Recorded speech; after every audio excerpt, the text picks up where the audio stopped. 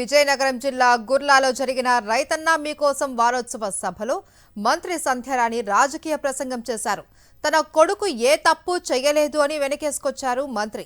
అందరూ అండగా ఉండాలి అని ప్రభుత్వ కార్యక్రమంలో పిలుపునిచ్చారు.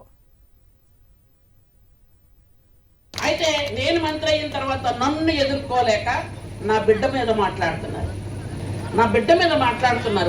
దానికి మాత్రం నేను ఊరుకోనమ్మా. ఎందుకంటే ఆల్రెడీ పోలీసులకు చెప్పాం, కరెక్ట్ గా మీరు ఎంక్వైరీ చేయండి. నిజంగా నా బిడ్డ తప్పుంటే మేము దేనికైనా ఒప్పుకుంటాం. తప్పు లేకపోతే ఎవరు పెట్టారో ఎవరు పెట్టించారో అన్ని సంగతులు తెలుస్తారని మాత్రం మీ అందరికి కూడా తెలియజేస్తున్నాను. ఏ పేపర్లో ఏ ఎదవలు నన్నేమి చేయలేరని మరొకసారి మీ అందరికీ కూడా మనస్ఫూర్తిగా చెప్తున్నాను. ఎందుకంటే ఆల్రెడీ పోలీసులకు చెప్పాం, కరెక్ట్ గా మీరు ఎంక్వైరీ చేయండి.